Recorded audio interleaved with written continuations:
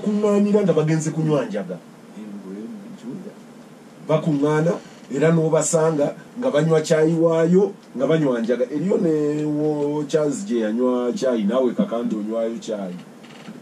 eyo nayo baginywa kyere but all these badeyo nesi abo bawayiriza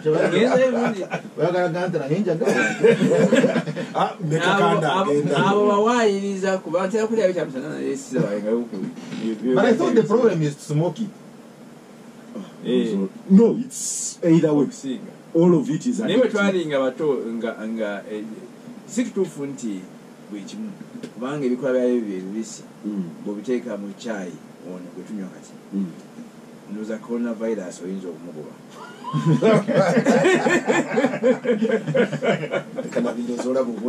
but where are the national controls? Because drug abuse, alcohol abuse is part of what is debilitating. Ndaba abavubuka nga basanyufu bakyamufu politically balina very workable naye bonna enjaga ebakutula ku myaka 3 n'omusanga nga ansinga obukadde emirundi 3 mu kwetwaza ekisinga obuzibu mu ggwanga lyaffe ensonga esinga obukulu ennyo ekintu kyebayita state oba government kyafa yakola businga eyo nabyo byogerako nti abantu tebanywanga walagi babakwata era nga gavumenti bweringa ebakwata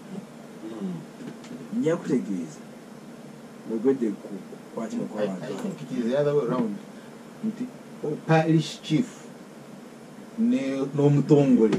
abayinfosinganga amateeka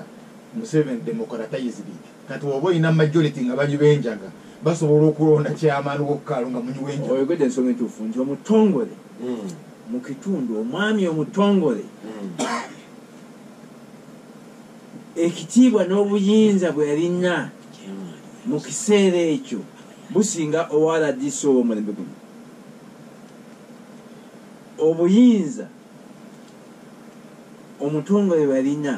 nga bw'alagira ebintu bye bikola kati RDC ayinza okumanya nti ono DPC akolagana n'abatema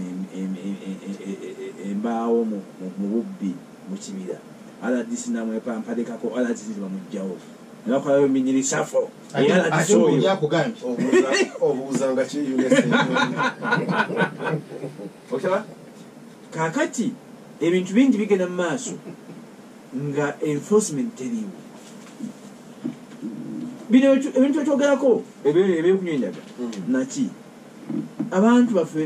tubalaba mu byalo gye susula naye ekisookera ddala bonna owaba ku poliisi toli sure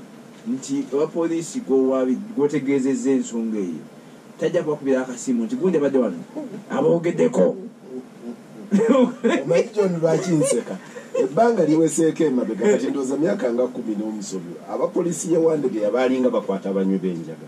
nga bajja n'enjaga eyo kati I think by default obusigo nga bugwawo ku poliisi enjaga n'etandika okumera ewandege emanju eri ku poliisi kati awo ne wafuuka source y'enjaga ng'era abaana bajja ate ne bagigula ku poliisi ewandege naye omugenzi Kaweesi yajja wano ndoozi oba nalina lw'omukyana ono ne mugamba Kaweesi nancalenjinga nanga tugendewo ne tugenda bwe twagisanga naye n'aseka nga kati kimususeeko enjaga yenyini erimwaku nga emanju eri ku poliisi ekitunudde ku Buganda Road yaliwo era bwe yagiraba n'enyinyonnyola gye bamuwa yali eyo nti you see when these people come sometimes the seeds drop here naye omanyi n'okubanga olina ekikolo kimu bibiri tekigaanibwa nnyo kubanga ab'ebisolo n'ente wanti gwe okugenda emmano batabadde John kati ente ziri luddawa ku poliisi ewandege oyinza okuba nga DPC alina ente ezewuwe nga naye agenera awo afuna buzibu naye to get back to the issue nti eggwanga liyingiridde mutuufu tulina obuzibu bw'amaanyi nti eggwanga liyingiridde akaseera akakazigizigi nga tulina generation eyise tojja kugiyunenya kubanga generation nalabye endooza Billy Gwayade ng'ali mu kampeyini ze nekowa ng'agamba nti kuba generation yange netondera abavubuka ab'omulembe guno nti tukoze ebingi n'ebya tetubikoze kwe kubonaabona kwe mulimu oba bye tukoze ebikyamu n'ebye tutakoze ebituufu kwe kubonaabona ki abavubuka ab'omulembe guno kuba ki kubalimu kati generation eno ekulidde muti kati katule ku kibazo tunuulira abaana abadde mu ntalo mu mambuka ga Uganda abakulidde mu mbeera eyo ffe ng'eggwanga first of all olutalo tubandibaddewo should not have happened ekisookera ddala olutalo lwabaawo olw'ensonga nti we messed up our politics olutalo ne lubaawo abaana ne bazaalibwa ne bakulira mu lutalo ne bakulira mu mbeera eyo yakuliddemu okay olutalo lwawangulwa tukoze eki to mitigate impact y'olutalo ku baana olina kyonyinza okumbuulira kati ekikoleddwa gavumenti wadde NGOs zetwogerako okulaba nti tukola ku bizibu kukosebwa kw'obwongo kw'abaana abo abakulidde mu generation bi kati wabona osanga abaana abo nga ba hardcore robbers nga gwe omukwata nga omutwala kalabba naye kwe toba nti nawe you are responsible for that